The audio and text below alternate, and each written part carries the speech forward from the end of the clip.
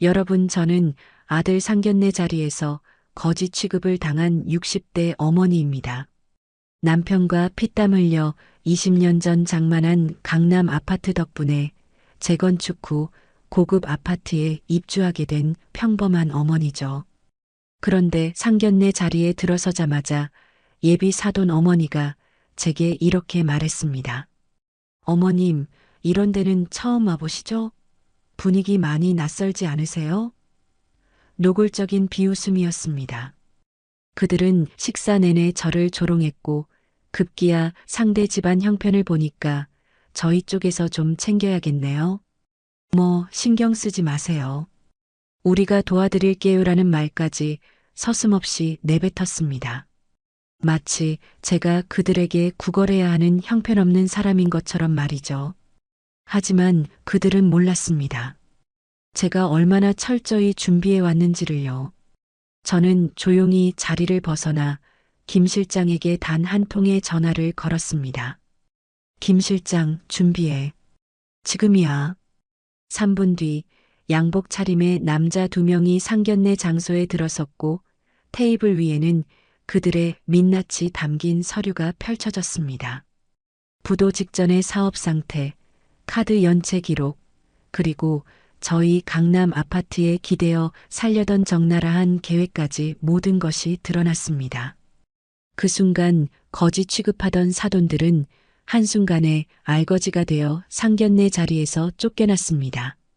이게 어떻게 가능했는지 지금부터 들려드리겠습니다. 저는 평범한 60대 어머니입니다. 남편과 함께 20년 전, 그러니까 2000년대 초반쯤 강남의 낡은 아파트 한 채를 장만했습니다. 당시에는 정말 온 가족이 허리띠를 졸라매야 했죠. 남편은 새벽 5시에 일어나 밤 11시에 귀가했고 저는 파트타임 일을 3개씩 뛰며 생활비를 벌었습니다. 아들에게 변변한 장난감 하나 사주지 못했고 외식은 1년에 한두 번이 전부였습니다. 그렇게 피땀으로 장만한 그 아파트는 세월이 흐르면서 재건축 대상이 되었고 운 좋게도 고급 아파트로 새롭게 태어났습니다. 저희는 그곳에 입주했지만 사실 생활은 예전과 크게 달라지지 않았습니다. 남편은 여전히 성실하게 일했고 저는 검소하게 살림을 꾸렸습니다. 다만 주소지가 강남이라는 이유만으로 사람들은 저를 다르게 보기 시작했습니다. 아들은 착하고 성실한 청년으로 자라났습니다. 대기업에 취직해 열심히 일하던 그 아이가 어느 날 여자친구를 데려왔습니다. 이름은 다정이라고 했죠. 첫인상은 참 밝고 예쁜 아이였습니다. 공손하게 인사도 잘하고 말씨도 부드러웠습니다. 저는 속으로 우리 아들이 좋은 인연을 만났구나 싶어 기뻤습니다. 몇 달 후 아들이 결혼 이야기를 꺼냈습니다. 다정이와 진지하게 만나고 있고 양가 부모님이 만나는 상견례 자리를 갖고 싶다고 했습니다. 저는 흔쾌히 동의했습니다. 남편도 우리 아들이 드디어 장가를 가는구나 하며 기뻐했죠. 상견례 날짜가 잡혔고 장소는 강남의 한 고급 레스토랑으로 정해졌습니다. 상견례 당일 저는 평소보다 조금 더 신경 써서 옷을 골랐습니다. 그렇다고 명품을 걸친 건 아니었습니다. 백화점에서 산 단정한 투피스에 검은색 구두를 신었죠. 남편도 깔끔한 정장 차림이었습니다. 우리는 약속 시간보다 10분 일찍 레스토랑에 도착했습니다.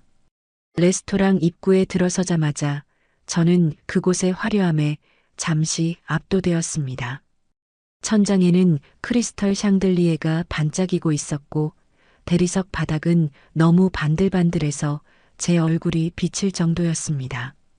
테이블마다 하얀 린넨 천이 깔려 있었고 은으로 된 식기들이 정갈하게 놓여 있었습니다. 직원들은 모두 턱시도를 입고 있었고 손님들은 하나같이 명품 옷을 걸치고 있었습니다. 저는 순간 우리가 여기 와도 되는 걸까? 하는 생각이 들었습니다. 하지만 곧 마음을 다잡았습니다. 뭐가 어때? 우리도 강남에 사는데 당당하게 있으면 돼. 직원의 안내를 받아 예약된 테이블로 향했습니다. 창가 쪽 전망 좋은 자리였습니다. 아들과 다정이는 이미 와 있었습니다. 아들이 저희를 보고 환하게 웃으며 손을 흔들었습니다. 엄마, 아빠, 여기요. 저희는 자리에 앉았고 다정이가 공손하게 인사했습니다. 어머님, 아버님, 안녕하세요. 저는 그 아이의 손을 꽉 잡으며 말했습니다. 그래, 다정아. 오늘 부모님들도 뵙게 되니 엄마가 얼마나 설레는지 몰라. 10분쯤 지났을까요? 레스토랑 입구 쪽이 갑자기 소란스러워졌습니다. 고개를 돌려보니 한 쌍의 중년 부부가 들어오고 있었습니다. 예비 사돈들이었습니다. 사돈 어머니는 머리부터 발끝까지 명품으로 치장하고 있었습니다. 샤넬 트위드 재킷에 에르메스 버킨백을 들고 있었고 목에는 진주 목걸이가 걸려 있었습니다. 사돈 아버지도 고급 양복에 반짝이는 시계를 차고 있었습니다. 그들이 테이블에 다가오자 저는 얼른 일어나 인사를 했습니다. 안녕하세요, 사돈 어르신. 만나 뵙게 되어 영광입니다. 그런데 사돈 어머니의 첫 반응이 지금 생각해도 소름이 돋습니다. 그녀는 저를 위아래로 훑어보더니 입꼬리를 살짝 올리며 말했습니다. 어머님, 이런 데는 처음 와보시죠? 분위기 많이 낯설지 않으세요? 그 말투에는 노골적인 비웃음이 담겨 있었습니다. 저는 순간 멍했습니다. 이게 무슨 소리지? 하지만 곧 정신을 차리고 웃으며 대답했습니다. 아, 네, 좋은 곳이네요. 사돈 어머니는 제 대답에도 계속 비웃는 표정을 지었습니다. 그러시겠어요. 이런 레스토랑은 예약도 한 달 전에 해야 하거든요. 우리는 단골이라 쉽게 잡았지만요. 사돈 아버지도 거들었습니다. 여기 코스 요리가 1인당 30만 원이 넘는데 부담되시면 말씀하세요. 저희가 계산할게요. 저는 그 말에 얼굴이 화끈거렸습니다. 마치 제가 돈이 없어서 밥값도 못 낼 것처럼 말하는 게 아닙니까? 남편이 제 손을 꽉 잡았습니다. 진정하라는 신호였습니다. 우리는 자리에 앉았고 메뉴판이 나왔습니다. 사돈 어머니는 메뉴판을 보지도 않고 직원에게 말했습니다. 저희는 늘 먹던 걸로 주세요. 그리고 와인은 이번에 새로 들어온 거 있다고 했죠? 그걸로 한 병 주세요. 직원이 공손하게 대답했습니다. 네, 사모님. 알겠습니다. 사돈 어머니가 저를 보며 말했습니다. 어머님은 와인 드실 줄 아세요? 저는 솔직하게 대답했습니다. 잘 모릅니다. 보통 소주나 맥주 정도만 사돈 어머니가 웃으며 말했습니다. 아, 그러시구나. 괜찮아요. 오늘 좋은 와인 맛 한번 보세요. 이런 기회 자주 없으실 텐데. 그 말투가 정말 기분이 나쁘더군요. 마치 제가 평생 좋은 음식, 좋은 술 한번 못 먹어본 사람처럼 말하는 겁니다. 저는 꾹 참고 미소를 지었습니다. 아들이 난처한 표정으로 저를 바라봤습니다. 다정이도 고개를 숙이고 있었습니다. 음식이 나오기 시작했습니다. 전체 요리부터 메인 요리까지 하나하나가 예술 작품처럼 아름다웠습니다. 하지만 저는 음식 맛을 제대로 느낄 수가 없었습니다. 사돈들의 조롱이 계속되었기 때문입니다. 사돈 어머니가 포크와 나이프를 우아하게 들며 말했습니다. 이 요리는 프랑스 3스타 레스토랑 출신 셰프가 만든 건데 정말 맛있어요. 어머님도 프랑스 요리 좋아하세요? 저는 솔직하게 대답했습니다. 잘 모릅니다. 보통 집에서 한식 위주로 사돈 어머니가 또 웃었습니다. 아, 그러시구나. 요즘은 한식도 고급스럽게 하는 곳들이 많던데 그런 데는 가보셨어요? 저는 더 이상 대답하고 싶지 않았습니다. 그냥 고개만 끄덕이고 음식을 먹었습니다. 하지만 사돈들은 멈추지 않았습니다. 사돈 아버지가 아들에게 물었습니다. 아드님은 어디 다니신다고 했죠? 아들이 대답했습니다. 전자 다니고 있습니다. 사돈 아버지가 고개를 끄덕이며 말했습니다. 아, 거기 좋은 회사죠. 그런데 연봉이 어느 정도 되나요? 그 질문에 저는 깜짝 놀랐습니다. 상견례 자리에서 저렇게 직접적으로 연봉을 물어보다니요. 아들이 당황하며 대답했습니다. 그게 대략 6천만 원 정도. 사돈 아버지가 아하며 고개를 끄덕였습니다. 그 표정에서 그 정도밖에 안 되나 하는 실망이 역력히 보였습니다. 사돈 어머니가 거들었습니다. 우리 다정이는 외국계 회사 다니면서 연봉 1억 넘게 받거든요. 그래서 걱정이에요. 결혼하면 생활 수준 차이가 있을 텐데 저는 그 말에 참을 수가 없었습니다. 걱정 마세요. 저희 아들 성실하고 능력 있어서 앞으로 더 잘 될 겁니다. 사돈 어머니가 제 말에 비웃듯 말했습니다. 물론이죠. 그런데 현실은 현실이잖아요. 우리 다정이가 지금까지 누려온 생활을 유지하려면 아무래도 양가에서 지원이 필요할 것 같은데요. 지원이라는 단어에 저는 경계심이 들었습니다. 사돈 아버지가 이어서 말했습니다. 어머님 댁은 어디 사세요? 저는 대답했습니다. 강남에 삽니다. 사돈 어머니의 눈이 반짝였습니다. 아, 강남이요? 어느 동네요? 저는 구체적으로 말했습니다. 동 아파트입니다. 사돈들이 서로 눈빛을 교환했습니다. 사돈 어머니가 말했습니다. 거기 재건축한 곳이죠? 아파트 평수가 어떻게 되세요? 저는 30평대입니다라고 대답했습니다. 사돈 아버지가 말했습니다. 30평이면 시세가 얼마나 되나요? 한 20억? 저는 고개를 끄덕였습니다. 비슷합니다. 그 순간 사돈들의 태도가 묘하게 변했습니다.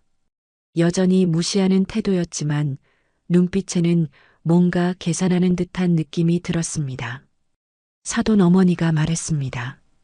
어머님, 그 아파트에 대출은 없으시죠? 저는 네, 없습니다라고 대답했습니다. 사돈 아버지가 웃으며 말했습니다. 그럼 다행이네요. 요즘 젊은 부부들 집 마련하는 게 쉽지 않잖아요. 아무래도 양가에서 도움을 줘야 하는데 어머님 댁에서는 어느 정도 지원해 주실 생각이세요? 저는 그 질문에 할 말을 잃었습니다. 이제 겨우 상견례 자리인데 벌써 재산 이야기를 하다니요. 저는 조심스럽게 말했습니다. 아직 그런 이야기까지는. 사돈 어머니가 제 말을 자르며 말했습니다. 에이, 어머님. 솔직하게 이야기해야죠. 우리 다정이는 워낙 귀하게 자라서요. 결혼하면 좋은 곳에서 살아야 하는데 아무래도 신혼집 마련이 필요하잖아요. 사돈 아버지가 거들었습니다. 저희는 강남동에 50평대 아파트 한 채 생각하고 있어요. 거기 시세가 한 30억 정도 되는데 저희가 20억 정도 내고 어머님 댁에서 10억 정도 보태주시면 어떨까 싶어서요. 저는 귀를 의심했습니다. 10억? 지금 상견례 자리에서 저보고 10억을 내놓으라고요? 남편이 얼굴이 빨개지며 말했습니다. 저희가 그 정도 여유가. 사돈 어머니가 웃으며 말했습니다. 아, 아버님. 당장은 아니고요. 어머님 댁 아파트 팔면 되잖아요. 어차피 나중에 아드님한테 물려줄 거 아니에요? 저는 그제야 깨달았습니다. 이 사람들은 처음부터 저희 아파트를 노리고 있었구나. 저희를 무시하고 조롱한 것도 결국 저희 재산을 빼앗기 위한 수작이었구나. 저는 화가 치밀어 올랐지만 억지로 참았습니다. 사돈 아버지가 계속 말했습니다. 그리고 결혼식 비용도 양가에서 반반 부담하면 좋겠어요. 요즘 결혼식이 얼마나 비싼지 아세요? 호텔에서 하면 최소 5천만 원은 들어가거든요. 저는 더 이상 참을 수가 없었습니다. 잠깐만요.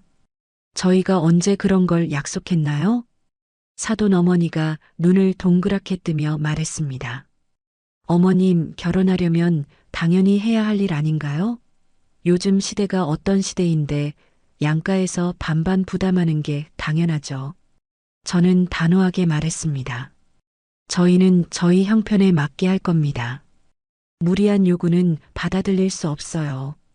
사돈들의 얼굴이 굳어졌습니다. 사돈 아버지가 차갑게 말했습니다. 어머님, 그럼 우리 다정이가 어떻게 결혼 생활을 하라는 건가요? 지금까지 누려온 생활 수준을 포기하라고요? 저는 대답했습니다.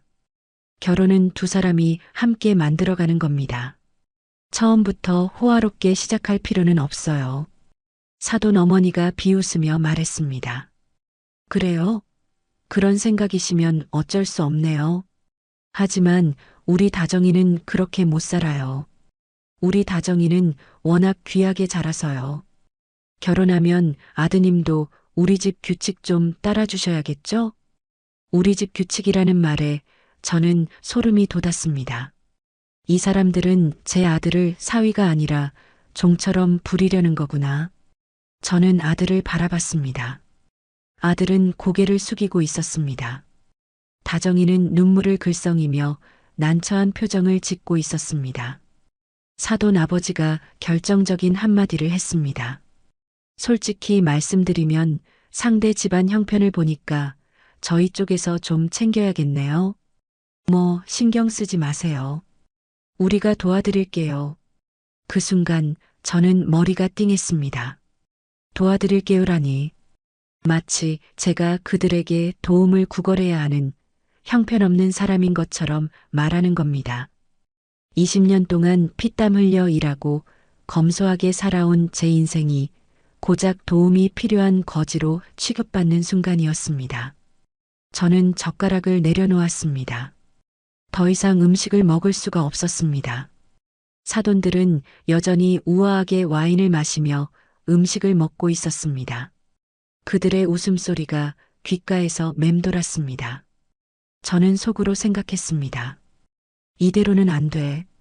저 사람들의 민낯을 벗겨내야 해. 저는 화장실에 간다는 핑계로 자리에서 일어났습니다. 복도로 나와 핸드폰을 꺼냈습니다. 그리고 한 사람에게 전화를 걸었습니다. 김 실장이었습니다. 김 실장은 제가 오래전부터 알고 지낸 지인이었습니다. 그는 사설조사 회사를 운영하고 있었고 필요할 때마다 저에게 도움을 주곤 했습니다. 김 실장, 나야. 지금 당장 준비해줘. 내가 보낸 자료 있잖아. 그거 가지고 지금 바로 와. 김 실장이 대답했습니다. 알겠습니다, 사모님. 10분 안에 도착하겠습니다. 저는 며칠 전부터 김 실장에게 예비 사돈들을 조사해달라고 부탁했었습니다. 뭔가 찝찝한 느낌이 들었기 때문입니다. 그리고 그 조사 결과는 제 예상보다 훨씬 더 충격적이었습니다. 저는 화장실에서 잠시 숨을 고르고 거울을 봤습니다. 거울 속의 제 모습은 초라해 보였습니다. 하지만 저는 다짐했습니다. 기죽지 말자. 나는 떳떳하게 살아왔어. 저 사람들이 뭔데 나를 무시해. 저는 다시 상견례 자리로 돌아갔습니다. 사돈들은 여전히 웃으며 이야기를 나누고 있었습니다. 저는 자리에 앉으며 조용히 시계를 봤습니다. 김 실장이 곧 도착할 시간이었습니다. 저는 속으로 웃었습니다. 조금만 기다려. 너희들의 가면이 곧 벗겨질 테니까. 저는 자리로 돌아와 조용히 앉았습니다. 사돈들은 제가 잠시 자리를 비운 사이에도 계속 대화를 나누고 있었습니다. 디저트가 나오고 있었고 사돈 어머니는 티라미수를 우아하게 떠먹으며 다정이에게 뭔가 이야기하고 있었습니다. 다정아, 너 신혼여행은 어디 가고 싶어? 엄마는 몰디브나 이탈리아 정도는 가야 한다고 생각하는데. 다정이가 난처한 표정으로 대답했습니다. 엄마, 그건 준호 오빠랑 상의해봐야 할 것 같아. 사돈 어머니가 웃으며 말했습니다. 상해? 당연히 너희 둘이 가고 싶은 곳 가야지. 비용은 걱정 마. 양가에서 반반 내면 되니까. 또 양가에서 반반이라는 말이 나왔습니다. 저는 참고 있던 화가 다시 치밀어 올랐습니다. 하지만 아직은 참아야 했습니다. 김 실장이 오기 전까지는요. 사돈 아버지가 남편에게 물었습니다. 아버님은 무슨 일 하세요? 남편이 공손하게 대답했습니다. 작은 무역업을 하고 있습니다. 사돈 아버지가 고개를 끄덕이며 말했습니다. 아, 무역업이요. 요즘 경기가 안 좋은데 힘드시겠어요. 남편이 대답했습니다. 그래도 꾸준히 하고 있습니다. 사돈 아버지가 가슴을 펴며 말했습니다. 저는 건설업을 하고 있어요. 회사가 꽤 크죠. 직원이 10명 정도 됩니다. 그 말에는 자랑이 가득했습니다. 저는 속으로 비웃었습니다. 10명? 그게 자랑할 만한 규모인가? 하지만 저는 표정을 숨기고 고개만 끄덕였습니다. 사돈 어머니가 저에게 물었습니다. 어머님은 전업주부세요? 저는 대답했습니다. 네, 아들 키우면서 집안일 하다 보니 그렇게 됐네요. 사돈 어머니가 아하며 고개를 끄덕였습니다. 그 표정에서 역시 별거 없는 사람이구나 하는 느낌이 역력했습니다. 사돈 어머니가 이어서 말했습니다. 저는 골프도 치고 필라테스도 하고 바쁘게 살거든요. 요즘은 와인 공부도 하고 있어요. 어머님도 뭔가 취미 생활 하세요? 저는 솔직하게 대답했습니다. 특별한 취미는 없고 주로 집에서 책 읽거나 드라마 보는 정도예요. 사돈 어머니가 웃으며 말했습니다. 아, 그러시구나.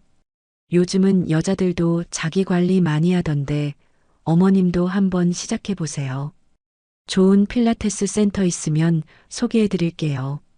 그 말투에는 당신 같은 사람도 필라테스를 할 수 있을까? 하는 의심이 담겨 있었습니다. 식사가 끝나갈 무렵 사돈 아버지가 본격적으로 결혼 조건에 대해 이야기하기 시작했습니다. 자, 이제 슬슬 구체적인 이야기를 해볼까요? 결혼 준비하려면 정리할 게 많잖아요. 사돈 아버지는 수첩을 꺼내 펜을 들었습니다. 마치 사업 계약을 하는 것처럼 체계적으로 접근하는 모습이었습니다. 첫째, 신혼집 문제. 아까 말씀드렸듯이 강남동 50평대 아파트, 시세 30억, 저희가 20억, 어머님 댁에서 10억. 이건 합의하신 거죠? 저는 즉시 대답했습니다. 아니요, 합의한 적 없습니다. 사돈 아버지의 얼굴이 굳어졌습니다. 그럼 어떻게 하시겠다는 건가요? 젊은 부부가 전세라도 살라고요? 저는 차분하게 말했습니다. 저희 아이들이 스스로 계획해서 마련하면 됩니다. 저희가 도울 수 있는 범위에서 돕고요. 사돈 어머니가 비웃으며 말했습니다. 도울 수 있는 범위, 그게 얼마나 되는데요? 요즘 집값이 얼마나 비싼지 아세요? 젊은 애들 연봉으로는 평생 모아도 집 한 채 사기 힘들어요. 저는 대답했습니다. 그래서 부모가 무리해서 줘야 한다는 건가요? 저희도 노후 준비를 해야 합니다. 사돈 아버지가 코웃음을 쳤습니다. 노후 준비요? 어머님 댁 아파트 한 채면 충분하지 않나요? 30평에 20억이면 팔아서 작은 곳으로 이사 가시고 나머지 돈으로 노후 보내시면 되잖아요. 저는 그 말에 기가 막혔습니다. 20년 동안 피땀 흘려 마련한 집을 팔아서 작은 곳으로 이사 가라니요? 남편이 참지 못하고 말했습니다. 그건 너무하지 않습니까? 저희가 평생 일해서 마련한 집인데 왜 저희 보고 팔라고 하십니까? 사돈 아버지가 차갑게 말했습니다. 아들 결혼시키는데 그 정도는 희생하셔야죠. 부모된 도리 아닙니까? 희생이라는 단어에 저는 온몸에 소름이 돋았습니다. 희생? 저희가 이미 얼마나 많은 희생을 했는데요. 아들 키우느라 외식 한 번 제대로 못하고 옷 한 벌 제대로 못 사 입고 여행 한 번 못 가본 저희가 더 희생해야 한다고요? 사돈 어머니가 이어서 말했습니다. 그리고 둘째, 결혼식 비용. 호텔에서 하면 5천만 원 정도 드는데 양가에서 반반 부담해서 각각 2,500씩? 이건 기본이죠? 저는 고개를 저었습니다. 저희는 그렇게까지 큰 결혼식을 원하지 않습니다. 사돈 어머니의 얼굴이 일그러졌습니다. 뭐라고요? 우리 다정이 결혼을 작게 하라고요? 말도 안 되는 소리 하지 마세요. 우리 다정이는 친구들도 많고 인맥도 넓어요. 최소 300명은 초대해야 해요. 저는 대답했습니다. 300명이면 저희 쪽 하객도 그 정도는 되어야 하는데 저희는 그렇게 많지 않습니다. 사돈 아버지가 손을 내저으며 말했습니다. 괜찮아요. 하객 비율 안 맞아도 돼요. 그냥 저희 쪽 하객이 더 많으면 되죠. 대신 비용은 반반 내세요. 저는 어이가 없었습니다.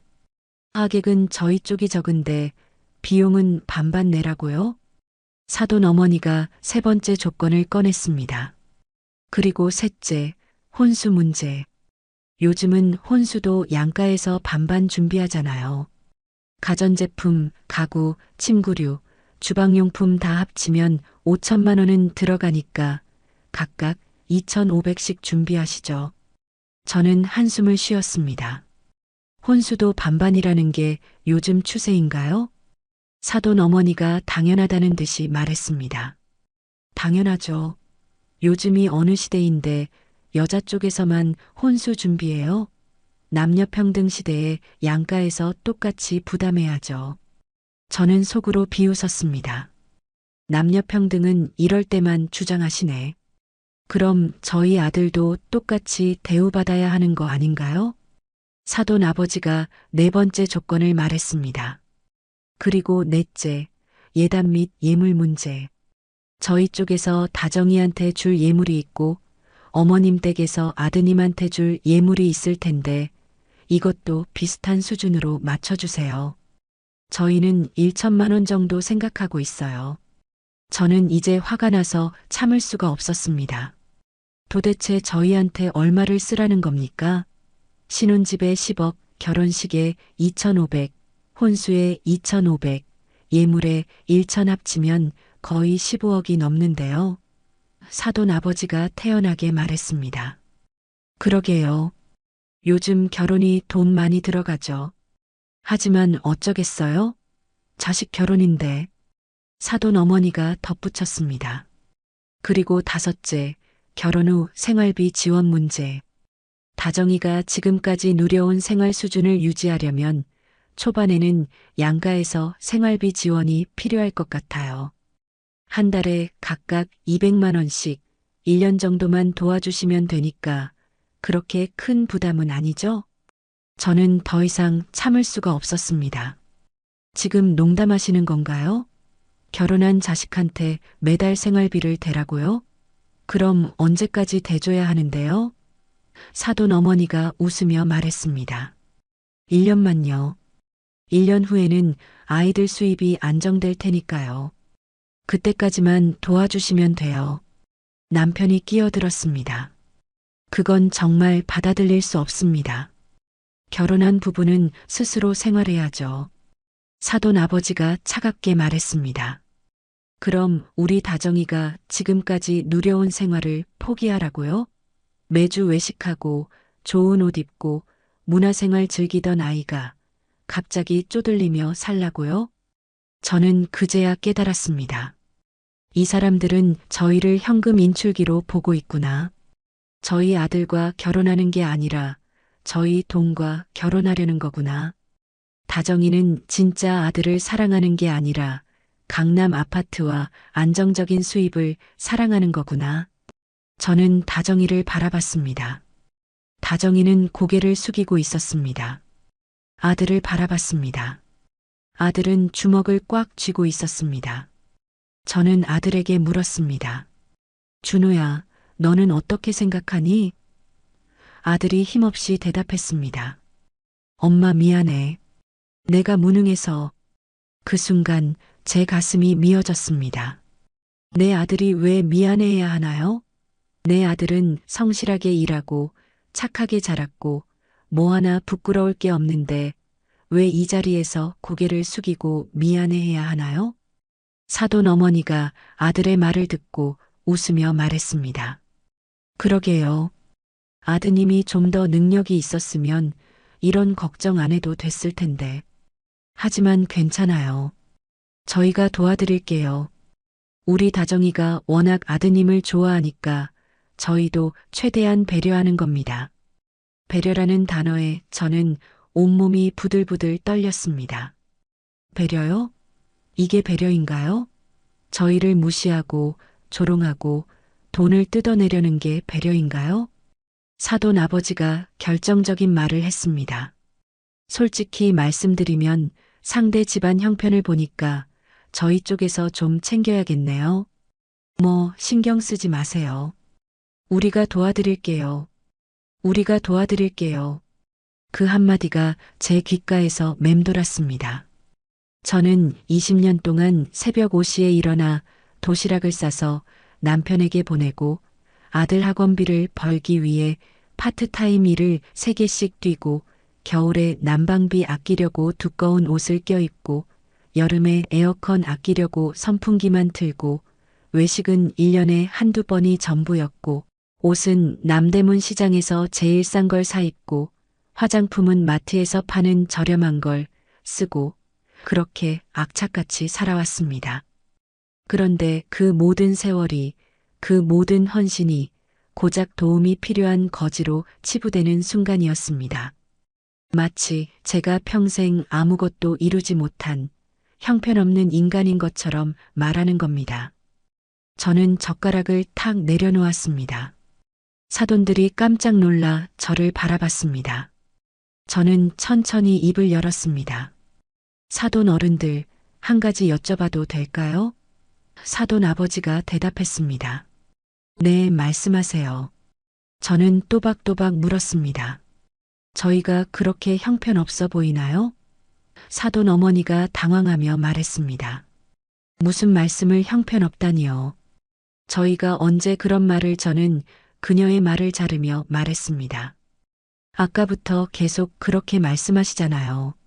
저희가 이런 레스토랑 처음 와봤을 거라고, 프랑스 요리 모를 거라고, 와인 모를 거라고, 고급 문화 모를 거라고, 그리고 도와드릴게요라고.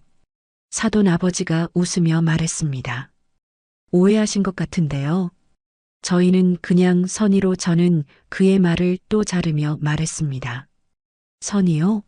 저희 아들한테 무능하다고 하고 저희한테 집 팔아서 작은 곳으로 이사 가라고 하고 매달 생활비를 대라고 하는 게 선의인가요? 사돈들의 얼굴이 굳어졌습니다. 주변 테이블의 손님들이 저희 쪽을 쳐다보기 시작했습니다. 하지만 저는 멈출 수 없었습니다. 20년 동안 쌓인 서름과 분노가 터져나오고 있었습니다. 저희가 강남에 산다는 이유만으로 돈이 있을 거라고 생각하시나 봐요. 그래서 저희 재산을 노리고 이 결혼을 추진하시는 거죠? 저희 아들이 아니라 저희 아파트와 결혼하려는 거 아닌가요? 사돈 어머니가 얼굴이 빨개지며 소리쳤습니다. 지금 뭐라고 하시는 거예요? 우리가 언제 재산을 노렸다고 그래요? 저는 차분하게 대답했습니다. 그럼 왜 아까부터 계속 돈 이야기만 하시나요? 신혼집 얼마, 결혼식 비용 얼마, 혼수 얼마, 예물 얼마, 생활비 얼마 돈 이야기밖에 안 하셨잖아요. 사돈 아버지가 테이블을 탁 치며 말했습니다. 그럼 어떻게 하자는 겁니까? 결혼 준비하려면 당연히 돈 이야기를 해야죠. 저는 고개를 저으며 말했습니다. 결혼은 돈으로 하는 게 아닙니다. 두 사람의 사랑으로 하는 겁니다. 사돈 어머니가 비웃으며 말했습니다. 사랑? 사랑만으로 밥 먹고 살 수 있나요? 현실을 보세요, 어머님. 요즘 세상에 돈 없이 어떻게 살아요? 저는 대답했습니다. 저희는 그렇게 살아왔습니다. 돈은 없었지만 서로 사랑하고 존중하며 살았습니다. 사돈 아버지가 코웃음을 치며 말했습니다. 그래서 지금 이 모양이잖아요.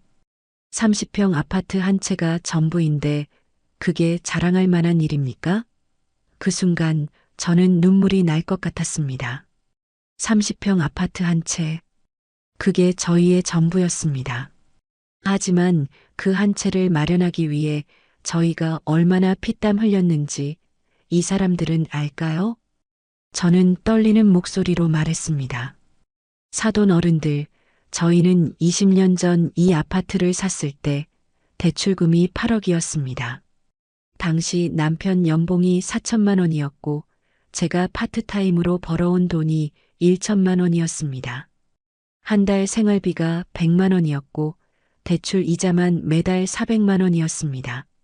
사돈들이 조용히 제 이야기를 들었습니다. 저는 계속 말했습니다. 저희는 매일 라면을 먹었습니다. 고기는 명절에만 먹었고 과일은 사치였습니다. 아들이 친구들 과자 사 먹는 거 보고 부러워하면 저는 가슴이 미어졌습니다. 하지만 참았습니다. 이 집을 지켜야 했으니까요. 아들이 눈물을 글썽이며 저를 바라봤습니다. 저는 계속 말했습니다. 겨울에는 난방비 아끼려고 방 한 칸만 틀고 온 가족이 그 방에 모여 있었습니다.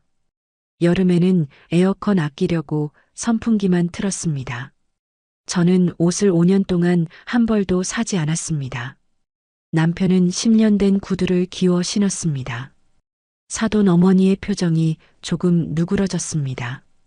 하지만 저는 멈추지 않았습니다. 그렇게 10년을 버텼습니다. 대출금을 다 갚았을 때 저는 울었습니다. 드디어 숨을 쉴 수 있게 된 거죠. 하지만 그때 이미 저는 50대였고 남편은 허리 디스크가 와서 병원 신세를 지고 있었습니다. 저는 사돈들을 똑바로 바라보며 말했습니다. 이게 저희의 30평 아파트입니다. 그냥 주어진 게 아닙니다. 20년의 피와 땀과 눈물이 담긴 집입니다. 그런데 사돈 어른들은 그걸 고작 30평이라고 하시네요. 그리고 팔아서 작은 곳으로 이사 가라고 하시네요. 사돈 아버지가 할 말을 잃고 입을 다물었습니다. 저는 마지막으로 말했습니다. 저희는 도움이 필요한 사람들이 아닙니다. 저희는 스스로 일어선 사람들입니다. 그러니 도와드릴게요라는 말은 집어넣으세요. 저희는 누구의 도움도 필요 없습니다. 레스토랑이 조용해졌습니다. 모든 사람이 저희 테이블을 바라보고 있었습니다. 사돈들은 얼굴이 새빨개져서 아무 말도 하지 못했습니다. 다정이는 울고 있었고 아들은 제 손을 꽉 잡고 있었습니다. 저는 가방을 들고 일어섰습니다. 저는 이만 일어나겠습니다. 오늘 식사는 저희가 계산하겠습니다. 도와드릴게요라는 말을 들을 만큼 저희는 형편없지 않으니까요. 저는 직원을 불러 계산을 요청했습니다. 식사 비용은 200만 원이 넘었습니다. 하지만 저는 카드를 내밀며 당당하게 계산했습니다. 사돈들은 여전히 아무 말도 하지 못하고 앉아 있었습니다. 저는 그들을 마지막으로 한번 바라보고 레스토랑을 나섰습니다. 남편과 아들이 뒤따라 나왔습니다. 밖에 나오자 아들이 저를 꽉 안으며 말했습니다. 엄마, 미안해. 내가 엄마를 이런 자리에. 저는 아들의 등을 토닥이며 말했습니다. 미안할 거 없어. 엄마가 보여줘야 했어. 우리가 누구한테도 기죽지 않는 사람들이라는 걸. 남편이 제 어깨를 감싸며 말했습니다. 잘했소. 당신이 정말 멋있었소. 하지만 저는 아직 끝나지 않았다는 걸 알고 있었습니다. 김 실장이 곧 도착할 것이고 진짜 사이다는 그때부터 시작될 것입니다. 저희가 레스토랑을 나서려는 순간 제 핸드폰이 울렸습니다. 김 실장이었습니다. 사모님, 지금 1층 로비에 도착했습니다. 올라가도 될까요? 저는 잠시 망설였습니다. 이미 제 할 말은 다 했고 이 자리를 떠나려던 참이었으니까요. 하지만 속으로는 생각했습니다. 아니야. 이대로 끝낼 수는 없어. 저 사람들의 진짜 민낯을 보여줘야 해. 저는 김 실장에게 말했습니다. 올라오세요. 지금 바로요. 그리고 남편과 아들에게 말했습니다. 잠깐만 기다려줘. 아직 끝난 게 아니야. 남편이 의아한 표정으로 물었습니다. 무슨 소리요? 우리 이제 가는 거 아니었어? 저는 고개를 저으며 말했습니다. 조금만 더 기다려봐요. 곧 재미있는 일이 벌어질 거예요. 저는 다시 레스토랑 안으로 들어갔습니다. 사돈들은 여전히 테이블에 앉아 있었습니다. 사돈 어머니는 화가 난 표정으로 다정이에게 뭔가 속삭이고 있었고, 사돈 아버지는 핸드폰을 들여다보고 있었습니다. 제가 다시 나타나자 그들은 깜짝 놀란 표정을 지었습니다. 사돈 어머니가 비꼬듯 말했습니다. 어머님, 뭐 빠뜨린 거라도 있으세요? 아니면 사과하러 오셨나요? 저는 빙그레 웃으며 대답했습니다. 아니요, 사과는 사돈 어른들이 하실 거예요. 제게요. 사돈 아버지가 어이없다는 표정으로 말했습니다. 지금 무슨 말씀을 하시는 겁니까? 바로 그때 레스토랑 입구로 2명의 남자가 들어왔습니다. 한 명은 50대 중반으로 보이는 단정한 정장 차림의 남자였고, 다른 한 명은 30대 정도로 보이는 젊은 남자였습니다. 김 실장과 그의 조수였습니다. 김 실장은 저를 보자 공손하게 고개를 숙였습니다. 사모님, 준비된 자료 가지고 왔습니다.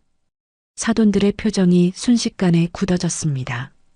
사돈 아버지가 경계하는 눈빛으로 물었습니다. 저 사람들은 누구십니까? 저는 차분하게 대답했습니다. 제 지인들이에요. 잠깐 들르셨다고 하시네요. 김 실장은 저희 테이블로 다가와 서류 가방을 열었습니다. 그리고 그 안에서 두툼한 서류 묶음을 꺼내 테이블 위에 놓았습니다. 표지에는 기밀조사 보고서라고 적혀 있었습니다. 사돈들의 얼굴이 창백해졌습니다. 김 실장이 조용하지만 단호한 목소리로 말했습니다. 사모님의 지시로 상대방 가족에 대한 신용조사를 실시했습니다. 그 결과를 보고 드리겠습니다. 사돈 아버지가 벌떡 일어나며 소리쳤습니다.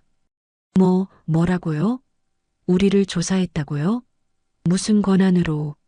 저는 천천히 자리에 앉으며 말했습니다. 권한이요? 제 아들의 미래가 걸린 일인데 상대방이 어떤 사람들인지 알아보는 게 당연하지 않나요? 사돈 어른들도 저희를 조사하셨을 텐데요. 사돈 어머니가 당황하며 말했습니다. 우리는 그런 거 안 했어요. 김 실장이 서류를 펼치며 말했습니다. 그럼 이제부터 조사 결과를 말씀드리겠습니다. 첫째, 사돈 아버지 되시는 분의 사업 상태입니다. 사돈 아버지의 얼굴이 더욱 창백해졌습니다. 김 실장은 계속 말했습니다.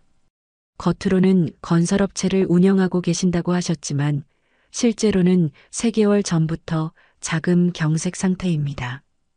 은행 대출이 15억, 사채가 5억, 총 20억의 부채가 있으시네요. 사돈 아버지가 얼굴이 새빨개지며 소리쳤습니다. 그건 일시적인 거예요. 곧 프로젝트가 마무리되면 다 해결돼요. 김 실장이 고개를 저으며 말했습니다. 안타깝지만 그렇지 않습니다. 해당 프로젝트는 이미 발주처에서 계약 해지를 통보했고 지연 손해배상금 3억이 청구된 상태입니다. 테이블이 조용해졌습니다. 다정이가 아버지를 놀란 눈으로 바라봤습니다. 아빠, 이게 무슨 소리예요? 회사가 잘 돌아간다고 하셨잖아요. 사돈 아버지는 아무 대답도 하지 못했습니다. 김 실장이 2번째 페이지를 넘기며 말했습니다. 둘째, 사돈 어머니 되시는 분의 금융 상태입니다. 사돈 어머니가 긴장한 표정으로 김 실장을 바라봤습니다. 사모님께서는 현재 세계은행에서 총 8억 원의 신용대출을 받으신 상태이고 신용카드 5장의 연체 금액이 2천만 원입니다. 또한 백화점 VIP 카드도 한도 초과로 정지된 상태네요. 사돈 어머니가 벌떡 일어나며 소리쳤습니다. 이게 무슨 소리예요? 당신 지금 남의 사생활을 침해하는 거예요. 저는 차분하게 말했습니다. 사생활 침해요? 아까 저보고 집 팔아서 10억 내놓으라고 하실 때는 제 사생활은 상관없으셨나 봐요. 김 실장이 세 번째 페이지를 펼쳤습니다. 더 심각한 건 이겁니다. 사돈 댁에서는 이미 3개월 전부터 결혼을 빌미로 사모님 댁의 재산을 조사하셨고 강남 아파트를 담보로 대출을 받거나 아예 명의를 이전하는 방안을 검토하셨습니다. 저는 소름이 돋았습니다. 제 짐작이 맞았던 겁니다. 이 사람들은 처음부터 저희 재산을 노린 거였습니다. 김 실장이 서류를 테이블 위에 툭 놓으며 말했습니다.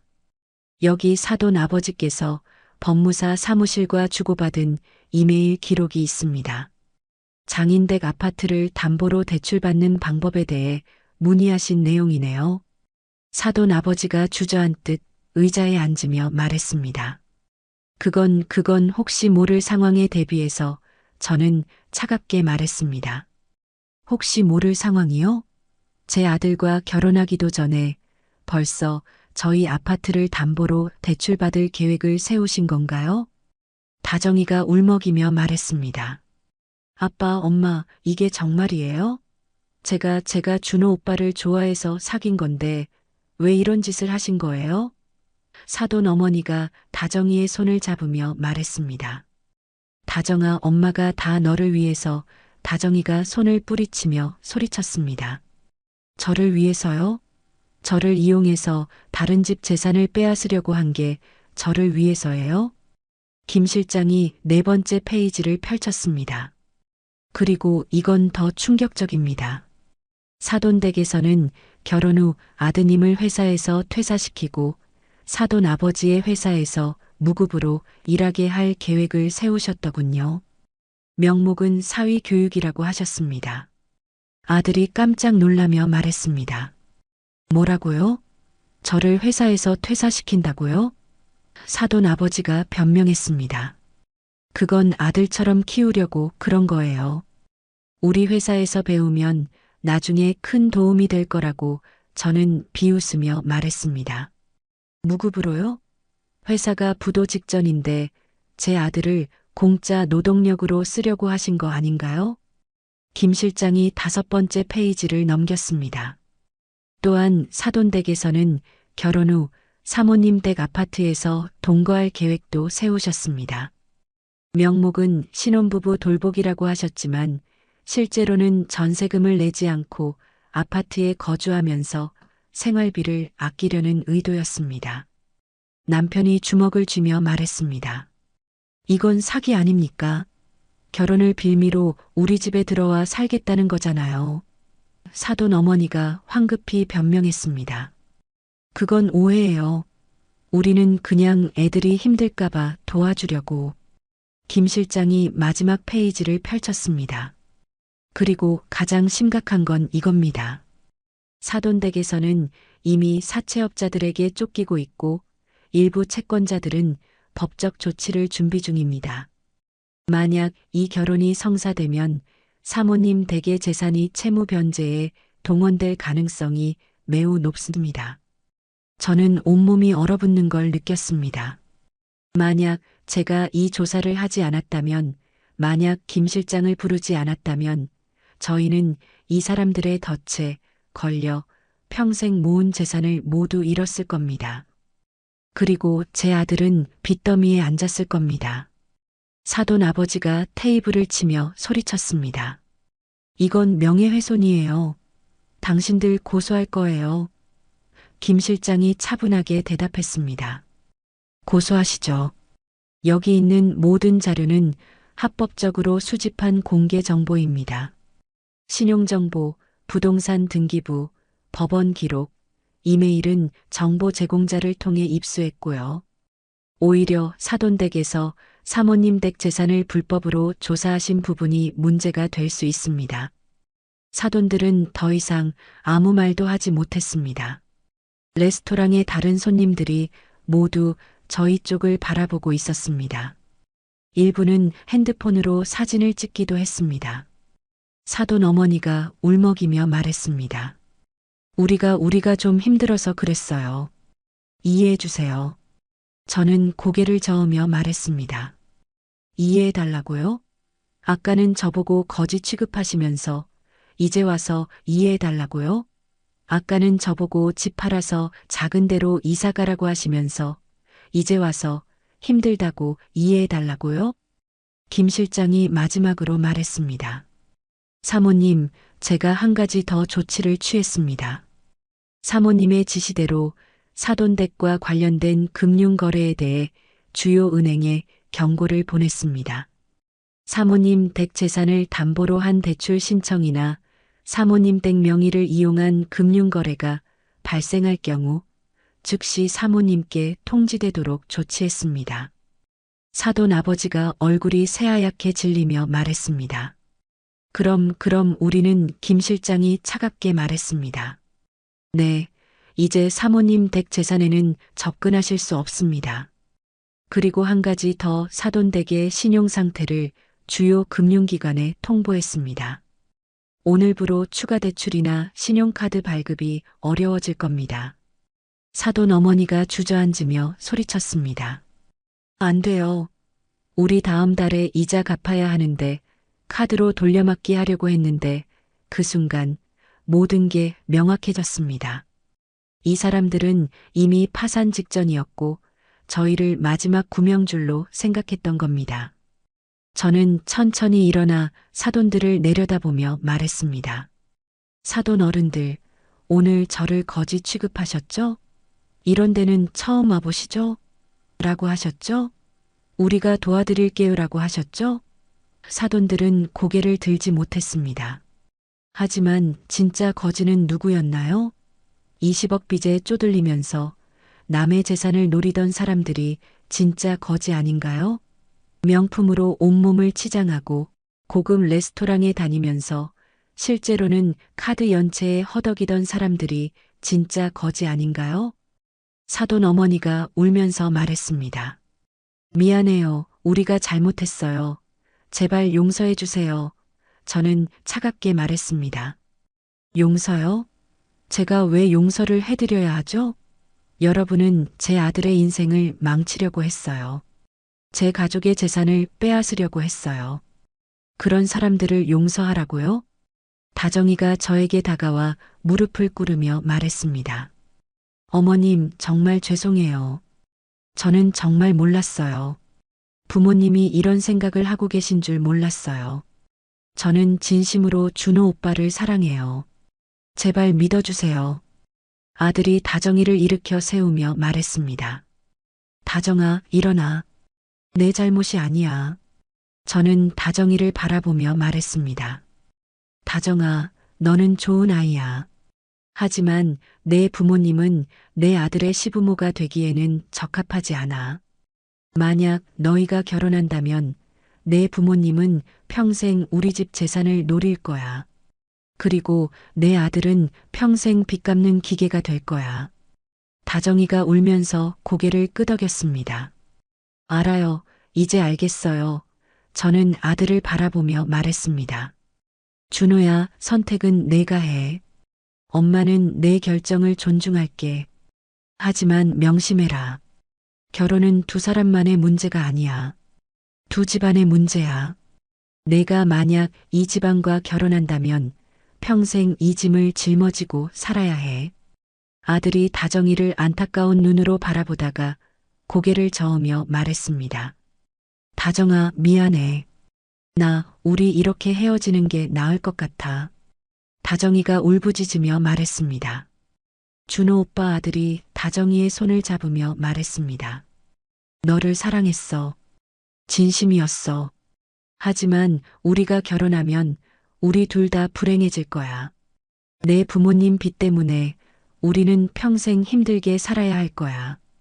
김 실장이 서류를 가방에 넣으며 말했습니다.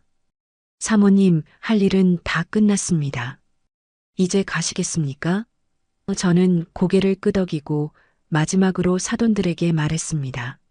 사돈 어른들, 앞으로는 다른 사람을 함부로 무시하지 마세요. 겉모습만 보고 사람을 판단하지 마세요. 그리고 무엇보다 다른 사람의 재산을 노리지 마세요. 사돈 아버지가 고개를 숙인 채 말했습니다.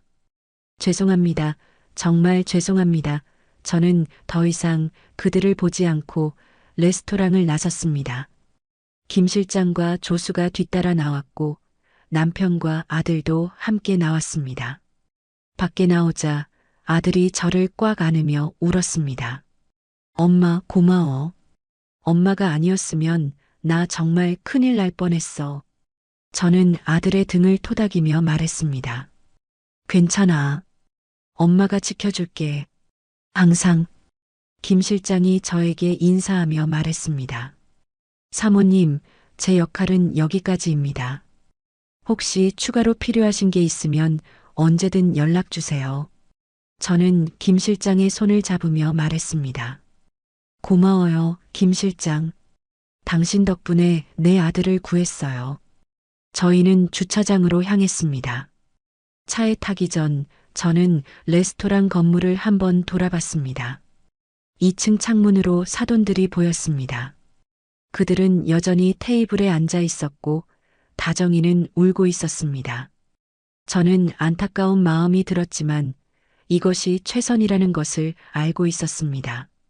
차 안에서 남편이 말했습니다. 당신 언제 김 실장한테 조사를 부탁한 거요? 저는 대답했습니다. 3주 전이요. 처음 상견례 날짜가 잡혔을 때부터요. 남편이 놀라며 물었습니다. 그럼 오늘 있을 일을 이미 알고 있었단 말이요? 저는 고개를 끄덕이며 말했습니다. 어느 정도는요. 다정이 부모님이 첫 만남부터 우리 재산에 대해 너무 관심이 많더라고요. 그래서 뭔가 이상하다 싶어서 조사를 부탁했죠. 아들이 물었습니다. 엄마, 그럼 오늘 저 사람들이 우리를 무시할 거라는 것도 알고 있었어요? 저는 대답했습니다. 응. 그래서 참았어. 저 사람들이 얼마나 추악한지 제대로 보여주려고. 아들이 감탄하며 말했습니다. 엄마, 정말 대단해요. 집으로 가는 길, 저는 창밖을 바라보며 생각했습니다. 오늘 내가 한 일이 옳았을까? 순간 망설임이 들었지만 곧 확신이 들었습니다. 그래, 옳았어. 저 사람들 때문에 내 아들이 평생 고생할 뻔했어. 내가 지켜냈어. 그날 밤 저는 오랜만에 푹 잤습니다. 20년 동안 짊어졌던 짐을 내려놓은 것 같은 홀가분함이 느껴졌습니다. 그리고 다짐했습니다. 앞으로는 누구한테도 기죽지 않겠어. 내가 당당하게 살아왔으니까. 레스토랑을 나선 지 며칠이 지났습니다. 저는 그 일이 그것으로 끝났다고 생각했습니다. 아들도 다정이와의 관계를 정리했고 저희 가족은 다시 평온한 일상으로 돌아갈 수 있을 거라고 믿었습니다. 하지만 제 예상과 달리 사건은 여기서 끝나지 않았습니다. 상견례가 있은 지 사흘째 되던 날, 제 핸드폰으로 모르는 번호에서 전화가 걸려왔습니다. 받아보니 다정이었습니다. 어머님, 저예요. 다정이에요. 목소리가 많이 상해 있었습니다. 계속 울었던 것 같았습니다. 저는 조심스럽게 물었습니다. 다정아, 무슨 일이니? 다정이가 흐느끼며 말했습니다. 어머님, 제 부모님이 정말 미안하다고 전해달라고 하셨어요. 그리고 저는 준호 오빠를 정말 사랑했어요. 진심이었어요. 부모님이 그런 생각을 하고 계신 줄 정말 몰랐어요. 저는 한숨을 쉬며 말했습니다. 다정아, 나도 알아. 내가 나쁜 아이가 아니라는 거. 하지만 결혼은 두 사람만의 문제가 아니잖니. 내 부모님과 우리가 가족이 되는 건데 그게 어떻게 가능하겠니? 다정이는 한참을 울다가 말했습니다. 알아요. 이제 다 알겠어요. 제가 부모님한테 화가 나요. 왜 이런 짓을 한 건지 제 인생까지 망쳐놓으셨어요. 저는 안타까운 마음이 들었습니다. 다정아, 너는 아직 젊어. 좋은 사람 만날 거야. 이번 일은 잊고 새로운 시작을 해. 다정이가 말했습니다. 어머님, 한 가지만 여쭤봐도 될까요? 부모님이 정말 그렇게 심각한 상황인가요? 김 실장이라는 분이 말씀하신 게 다 사실인가요?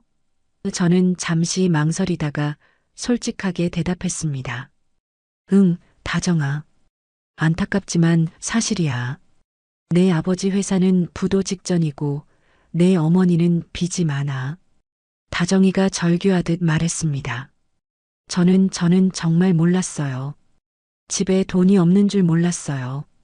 엄마는 늘 백화점에서 쇼핑하고 아빠는 골프 치러 다니고 저는 우리 집이 부자인 줄 알았어요. 저는 조용히 말했습니다. 다정아, 그게 바로 문제야. 내 부모님은 겉으로만 화려하게 살았어. 하지만 실제로는 빚더미에 앉아 있었던 거야. 다정이와의 통화를 끝낸 후 저는 불안한 마음이 들었습니다. 혹시 저 사람들이 또 무슨 짓을 하는 건 아닐까? 그 예감은 정확히 들어맞았습니다.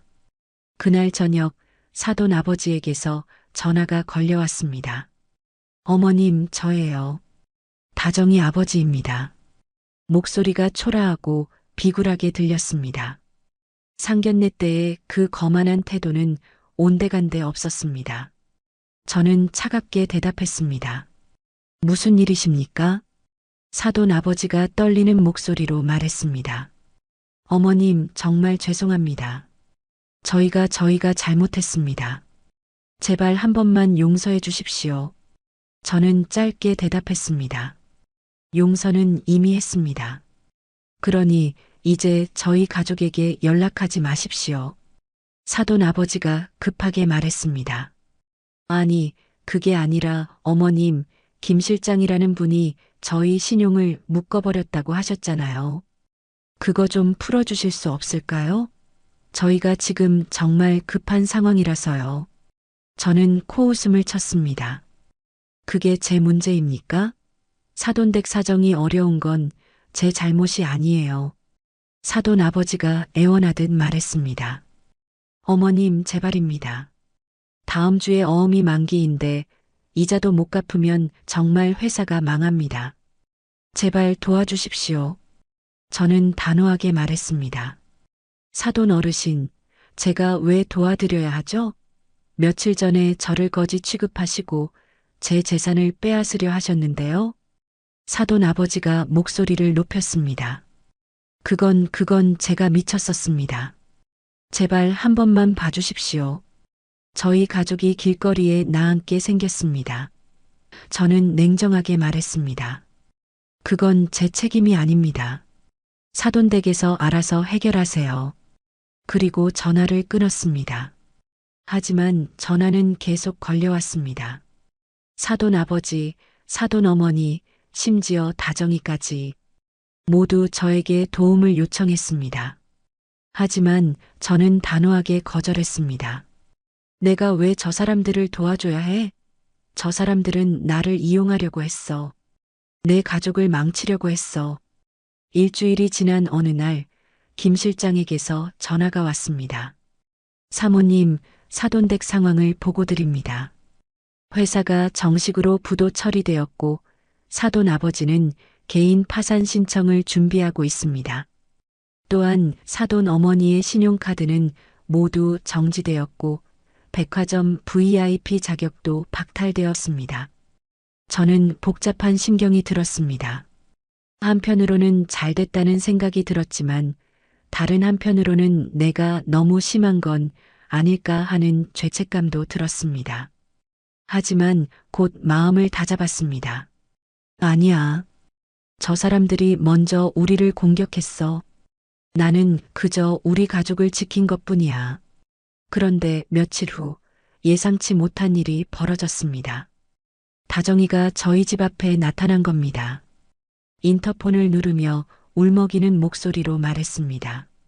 어머님, 저예요. 다정이에요. 제발 문 좀 열어주세요. 저는 망설였지만 결국 문을 열어줬습니다.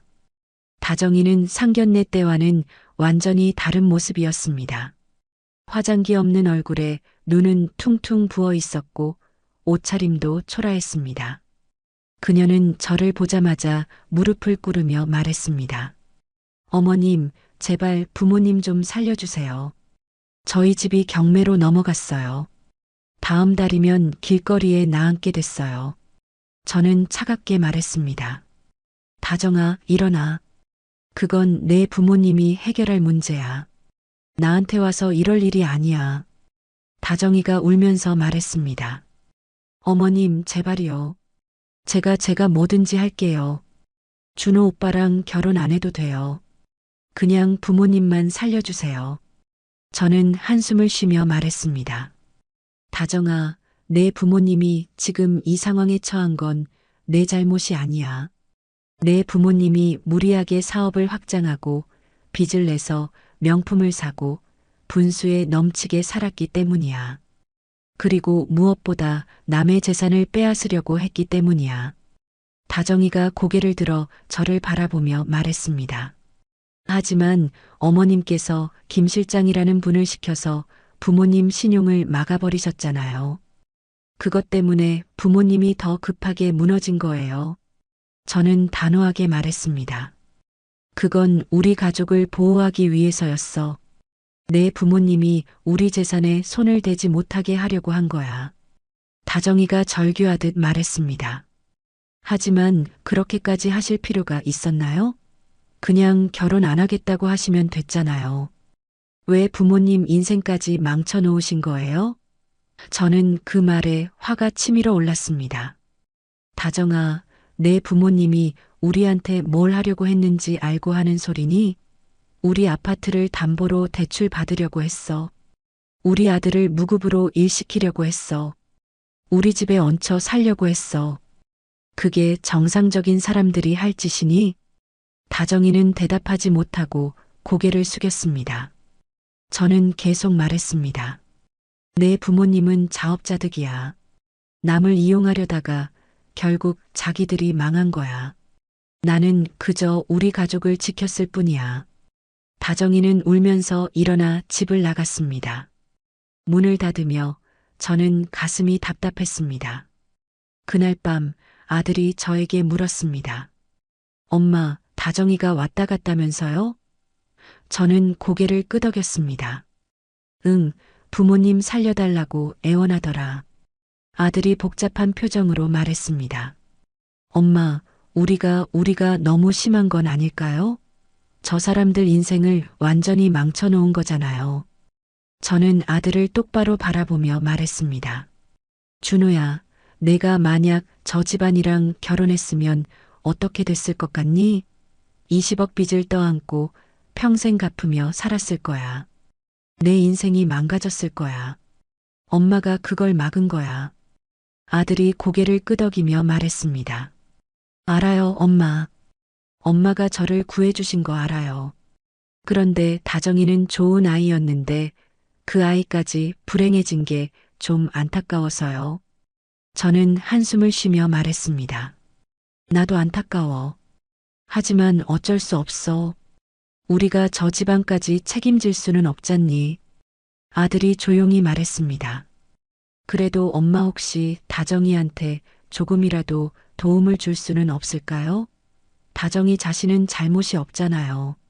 저는 아들의 말에 잠시 고민했습니다. 그래, 다정이는 좋은 아이였어. 부모를 잘못 만난 게 문제지. 하지만 곧 고개를 저었습니다. 안 돼.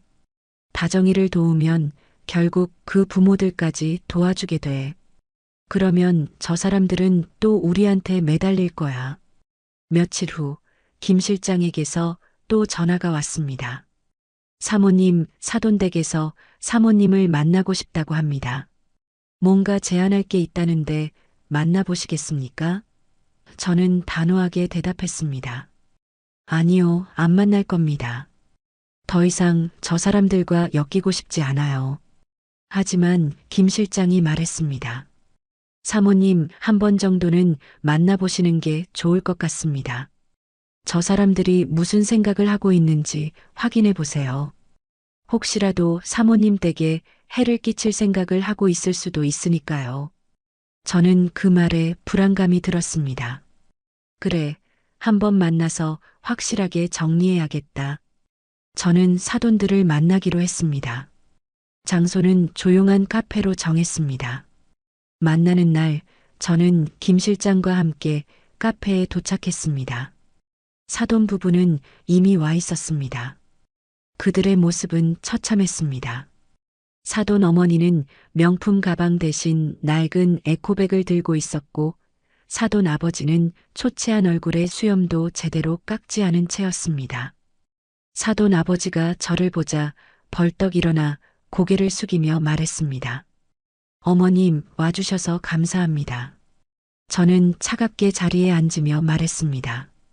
무슨 일로 저를 만나자고 하셨습니까? 사돈 어머니가 떨리는 목소리로 말했습니다. 어머님, 저희가 정말 잘못했습니다. 무릎 꿇고 사과드립니다.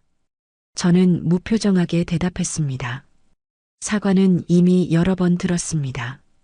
더 할 말씀 없으시면 저는 일어나겠습니다.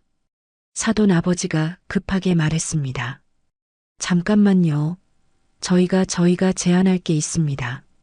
저는 팔짱을 끼고 물었습니다. 제안이요? 사돈 아버지가 서류 한 장을 꺼내 제 앞에 놓으며 말했습니다. 이건 저희 집 매매 계약서입니다. 저희 집이 다음 달에 경매로 넘어가는데 시세보다 훨씬 싸게 나갈 겁니다.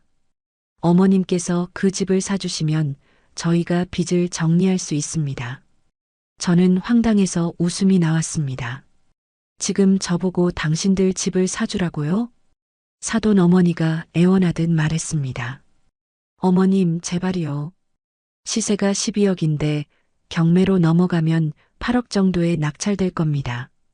어머님께서 10억에 사주시면 저희도 빚을 정리하고 어머님도 좋은 투자가 되실 거예요. 저는 고개를 저으며 말했습니다.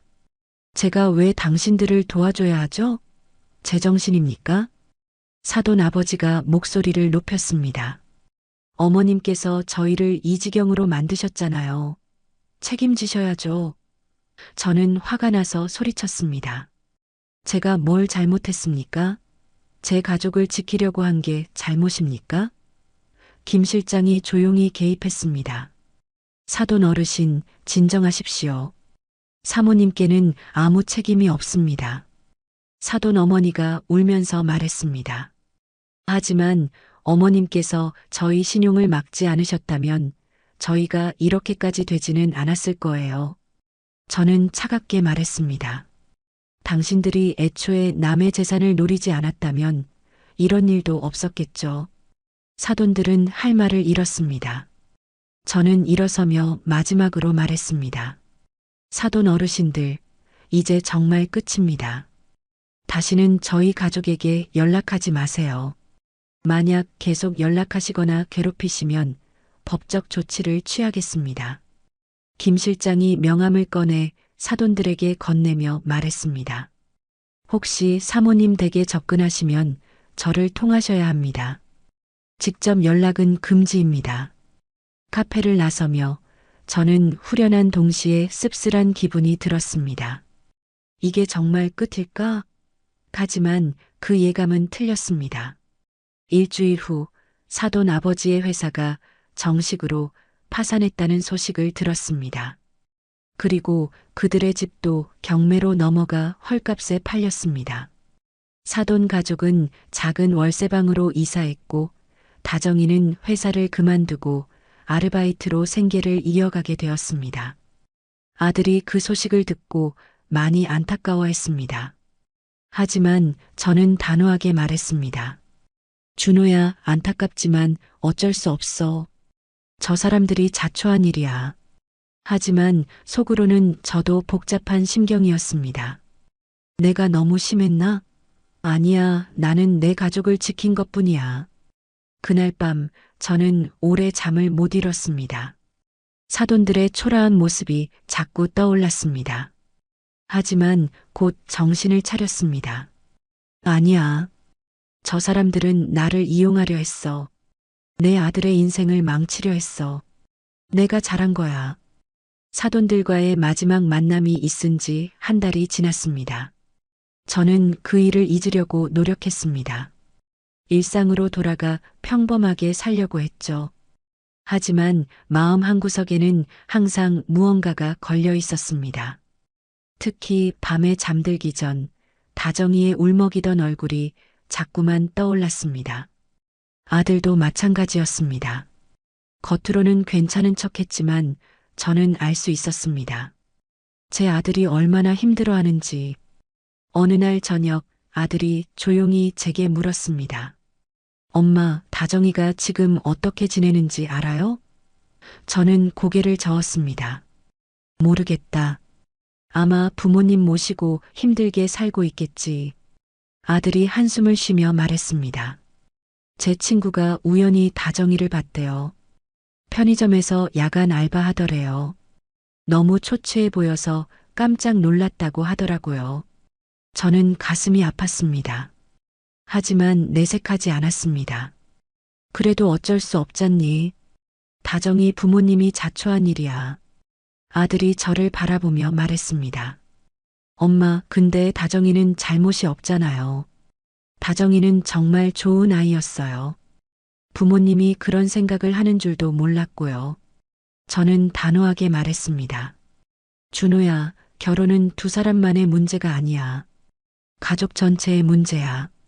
다정이가 아무리 좋은 아이라도 그 부모님과 한 가족이 되는 건 불가능해. 아들이 고개를 끄덕였지만 표정은 여전히 어두웠습니다. 저는 아들의 어깨를 토닥이며 말했습니다. 준호야, 시간이 지나면 나아질 거야. 넌 좋은 사람 만날 거야. 하지만 속으로는 저도 확신이 서지 않았습니다. 며칠 후 예상치 못한 일이 벌어졌습니다. 다정이가 저희 집 앞에 또 나타난 겁니다. 이번에는 무릎 꿇고 애원하러 온 게 아니었습니다. 그녀는 단정한 옷차림에 화장도 하고 왔습니다. 인터폰을 누르며 조용히 말했습니다. 어머님, 저 다정이에요. 5분만 시간 내주실 수 있으실까요?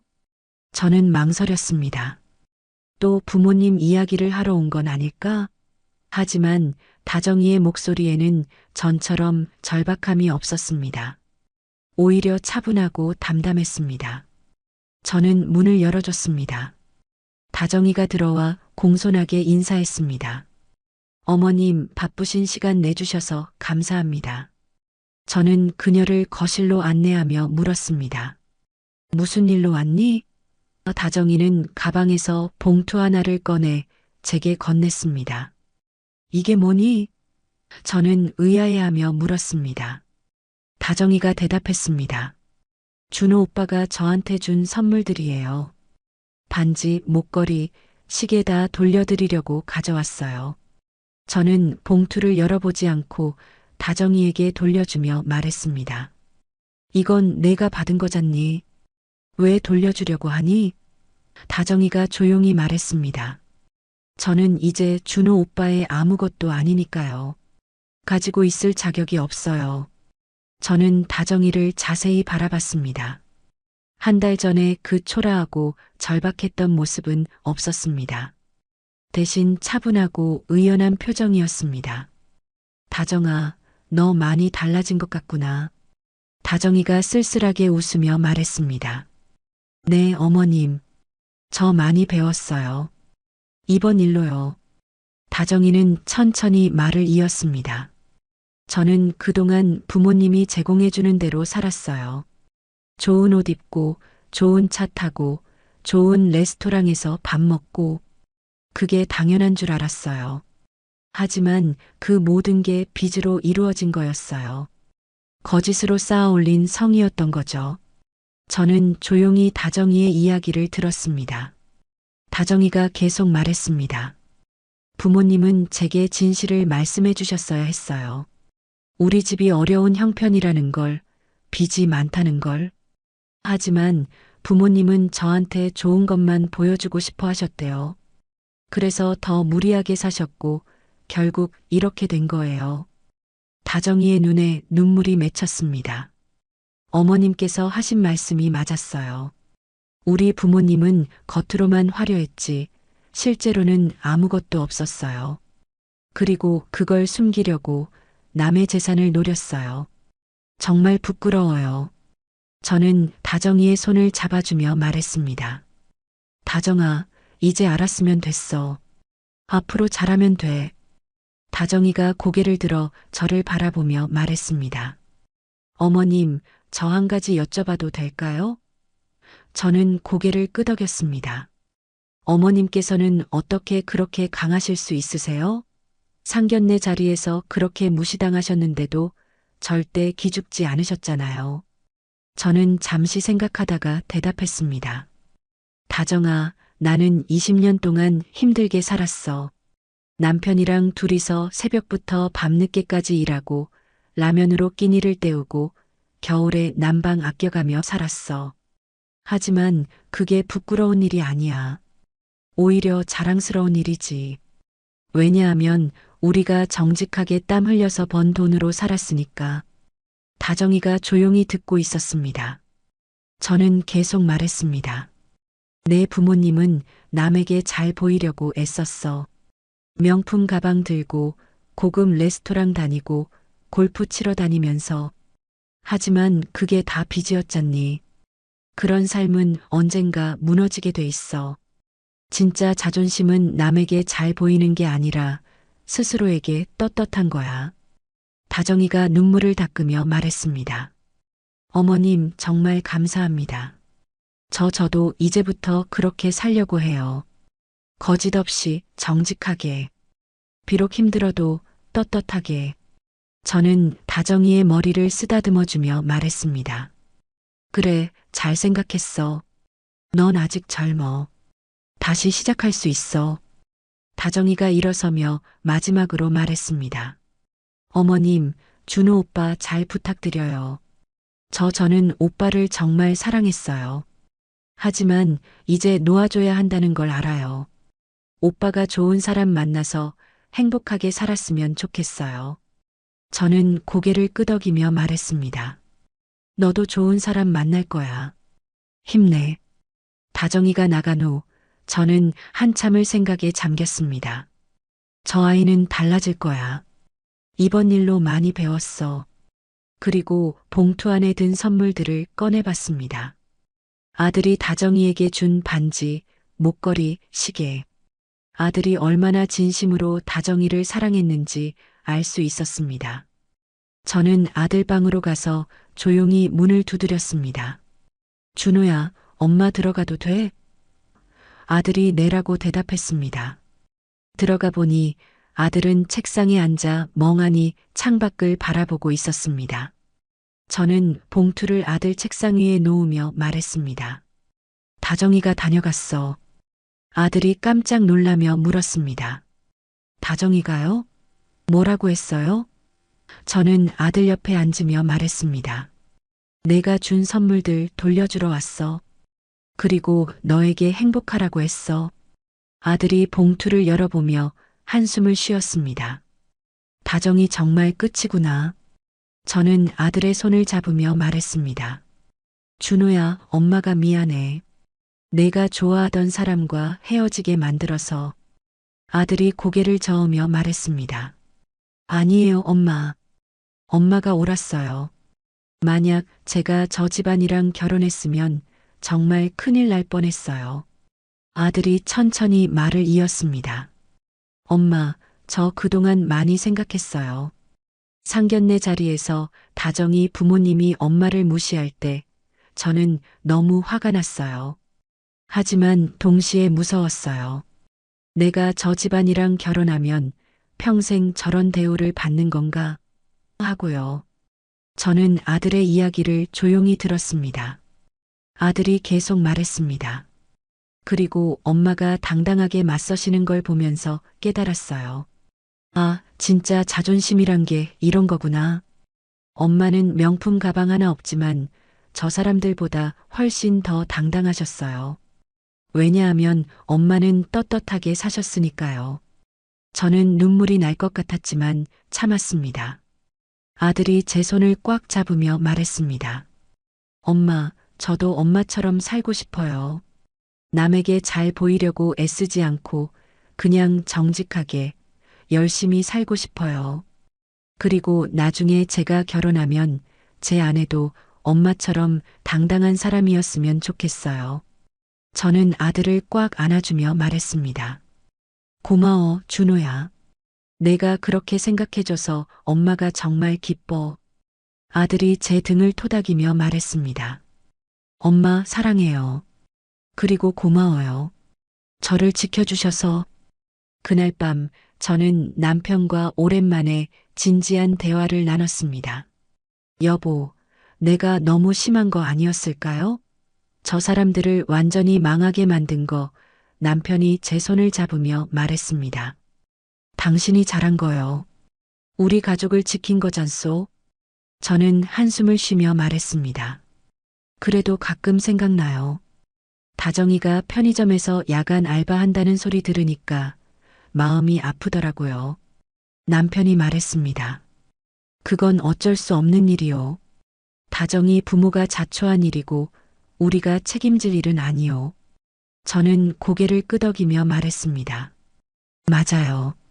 근데 있잖아요. 오늘 다정이가 왔었어요. 그 아이 많이 달라졌더라고요. 이제는 현실을 받아들이고 새로 시작하려는 것 같아요. 남편이 물었습니다. 그래, 그럼 다행이네. 그 아이는 착한 아이였으니까. 저는 남편을 바라보며 물었습니다. 여보, 우리 지난 20년 동안 정말 힘들게 살았죠? 남편이 웃으며 대답했습니다. 힘들었지. 하지만 후회는 안 하오. 우리가 정직하게 살았으니까. 그리고 우리 아들도 훌륭하게 키웠잖소. 저는 남편의 손을 꽉 잡으며 말했습니다. 고마워요, 여보. 당신이 옆에 있어줘서. 남편이 제 어깨를 감싸며 말했습니다. 나도 고마워요. 당신이 우리 가족을 지켜줘서. 일주일 후 아들이 저에게 말했습니다. 엄마, 저 회사에서 승진했어요. 저는 깜짝 놀라며 물었습니다. 정말? 축하해. 아들이 웃으며 말했습니다. 네, 팀장님이 제 업무 태도가 좋다고 칭찬하셨어요. 그리고 연봉도 올랐어요. 저는 아들을 안아주며 말했습니다. 잘했어, 준호야. 엄마가 자랑스러워. 아들이 말했습니다. 엄마, 이번 달부터 생활비 좀 드릴게요. 제가 이제 돈도 좀 벌고 집에 보탬이 되고 싶어요. 저는 손을 저으며 말했습니다. 아니야, 너는 내 미래를 위해 저축해. 하지만 아들이 고집을 부렸습니다. 엄마 받으세요. 저도 이 집의 일원이잖아요. 그리고 엄마 아빠가 20년 동안 저를 위해 희생하신 거 저 다 알아요. 이제는 제가 보답할 차례예요. 저는 눈물이 날 것 같아서 고개를 돌렸습니다. 고마워, 준호야. 한 달 후, 저는 우연히 다정이를 다시 만났습니다. 동네 마트에서였습니다. 다정이는 장바구니를 들고 채소를 고르고 있었습니다. 저는 조심스럽게 다가가 말했습니다. 다정아? 다정이가 고개를 들어 저를 보고 깜짝 놀랐습니다. 어머님, 다정이는 예전처럼 화려하지 않았지만 건강해 보였습니다. 다정아, 요즘 어떻게 지내니? 저는 물었습니다. 다정이가 밝게 웃으며 대답했습니다. 네, 어머님. 요즘 괜찮아요. 낮에는 작은 회사에서 일하고 저녁에는 온라인으로 영어 과외를 해요. 저는 다정이가 대견했습니다. 힘들지 않니? 다정이가 대답했습니다. 힘들지만 괜찮아요. 제가 직접 번 돈으로 사는 게 뿌듯해요. 그리고 부모님도 이제 현실을 받아들이시고 작은 가게를 하나 여셨어요. 김밥집인데 장사가 괜찮아요. 저는 진심으로 기뻤습니다. 그래, 잘 됐다. 다정아, 너 정말 강한 아이구나. 다정이가 고개를 숙이며 말했습니다. 어머님 덕분이에요. 어머님께서 보여주신 것처럼 저도 당당하게 살려고 노력하고 있어요. 저는 다정이의 손을 잡으며 말했습니다. 다정아, 앞으로도 힘내. 넌 분명 좋은 미래를 만들 거야. 다정이가 눈물을 글썽이며 말했습니다. 어머님, 정말 감사해요. 어머님이 그때 저희를 막아주신 게 사실은 저희를 구해주신 거였어요. 만약 그때 결혼했으면 준호 오빠도 저도 평생 불행했을 거예요. 저는 다정이를 안아주며 말했습니다. 잘 알아줘서 고마워, 다정아. 넌 좋은 아이야. 다정이가 마지막으로 물었습니다. 준호 오빠는 잘 지내시죠? 저는 고개를 끄덕이며 말했습니다. 응, 잘 지내. 회사에서 승진도 했어. 다정이가 환하게 웃으며 말했습니다. 다행이에요. 오빠가 행복했으면 좋겠어요. 마트를 나서며 저는 가슴이 후련했습니다. 다정이는 잘 살 거야. 그리고 우리 준호도 좋은 사람 만날 거야. 집에 돌아와 남편에게 다정이를 만난 이야기를 했습니다. 남편이 말했습니다.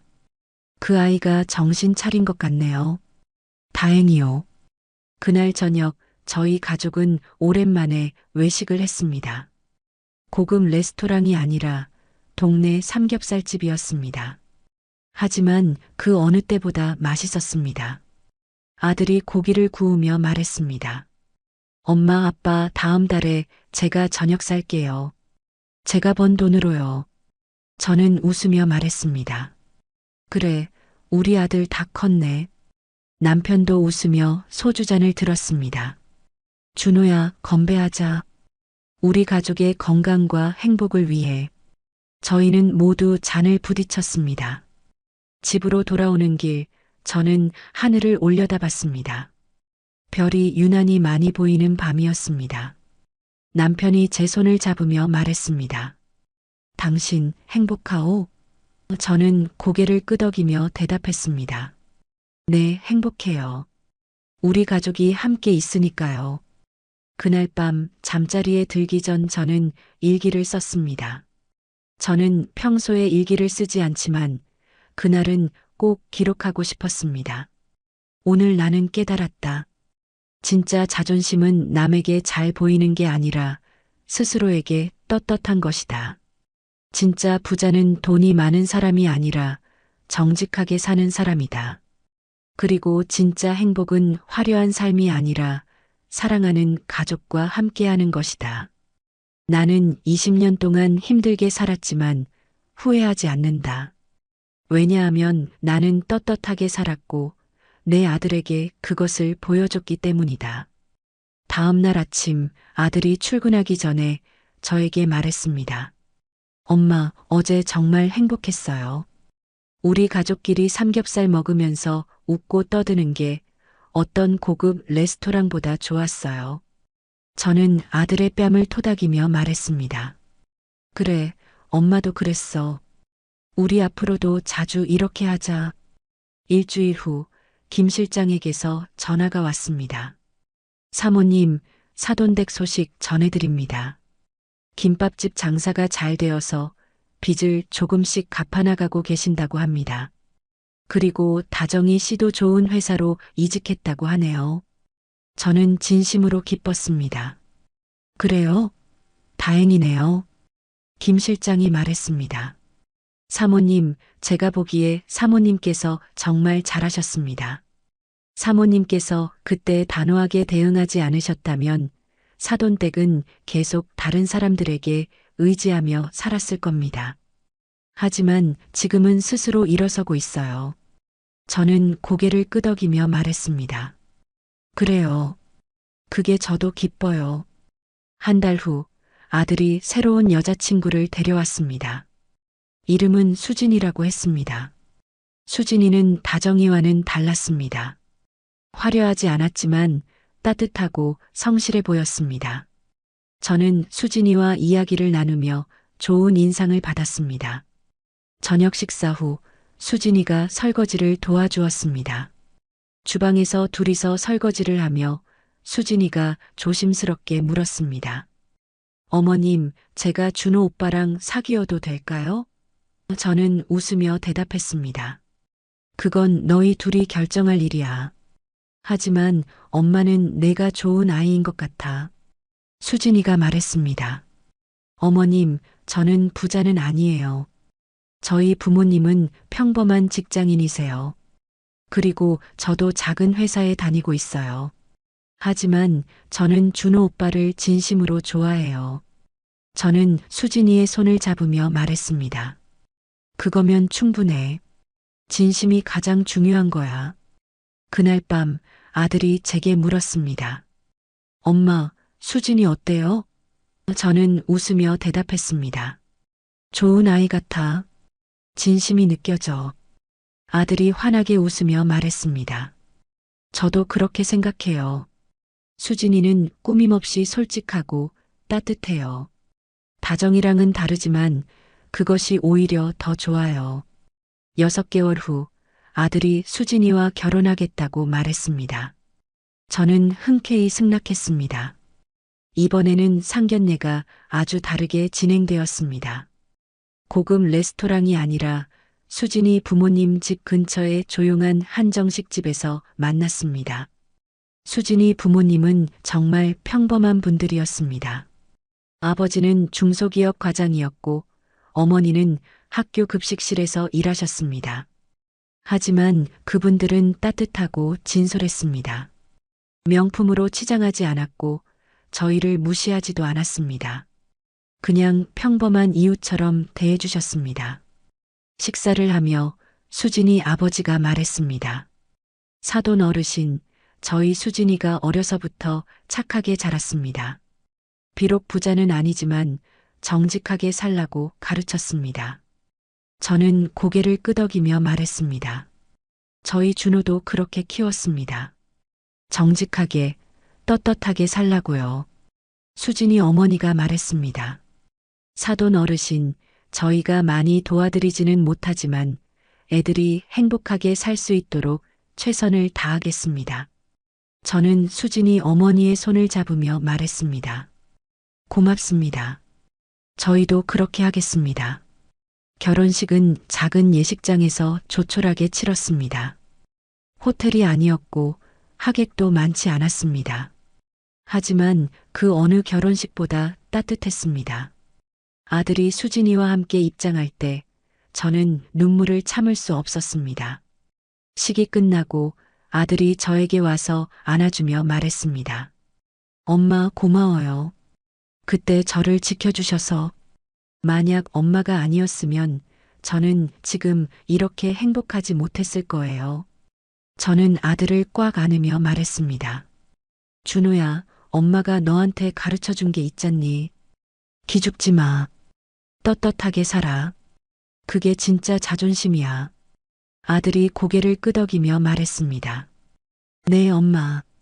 평생 잊지 않을게요. 수진이도 다가와 저를 안아주며 말했습니다.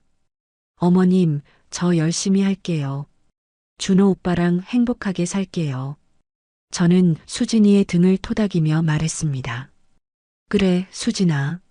엄마가 믿는다. 그날 밤 집으로 돌아와 남편과 단둘이 앉아 있었습니다. 남편이 말했습니다. 당신 오늘 정말 예뻤어. 울면서도 웃고 있더라고. 저는 웃으며 대답했습니다. 그럴 수밖에요. 우리 아들이 좋은 사람 만나서 결혼했는데.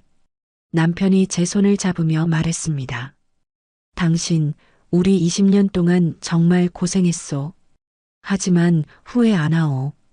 우리가 정직하게 살았고 우리 아들도 그렇게 키웠으니까. 저는 남편의 손을 꽉 잡으며 말했습니다. 저도 후회 안 해요. 우리가 떳떳하게 살았으니까요. 그날 밤 저는 또 일기를 썼습니다. 오늘 우리 아들이 결혼했다. 작은 결혼식이었지만 정말 행복했다. 내가 가진 건 강남 아파트 한 채도, 명품 가방도, 비싼 차도 아니다. 내가 가진 건 기죽지 않는 자존심이다. 그리고 그것을 내 아들에게 물려줬다. 그것이 내가 아들에게 줄 수 있는 최고의 유산이다. 여러분, 이 이야기를 끝까지 들어주셔서 정말 감사합니다. 저는 상견례 자리에서 거지 취급을 당했습니다. 하지만 저는 기죽지 않았습니다. 왜냐하면 저는 20년 동안 떳떳하게 살아왔으니까요. 명품 가방은 없어도 정직하게 번 돈으로 살았고 남에게 피해주지 않고 살았습니다. 그것이 진짜 자존심이라고 저는 믿습니다. 김 실장의 전화 한 통으로 사돈들의 민낯이 드러났고 그들은 알거지가 되어 쫓겨났습니다. 어떤 분들은 제가 너무 심했다고 생각하실 수도 있습니다. 하지만 저는 제 아들을 지켜야 했습니다. 만약 제가 그때 막지 않았다면 제 아들은 평생 빚더미에 앉아 고생했을 겁니다. 지금 제 아들은 좋은 사람을 만나 행복하게 살고 있습니다. 그리고 저는 제 아들에게 가장 중요한 것을 가르쳤습니다. 바로 기죽지 않는 자존심입니다. 여러분이라면 어떻게 하셨을까요? 상견례 자리에서 무시당했을 때 그냥 참고 넘어가셨을까요? 아니면 저처럼 맞서 싸우셨을까요? 여러분의 생각이 궁금합니다. 댓글로 의견 남겨주세요. 제가 천천히 다 읽어보겠습니다. 감사합니다.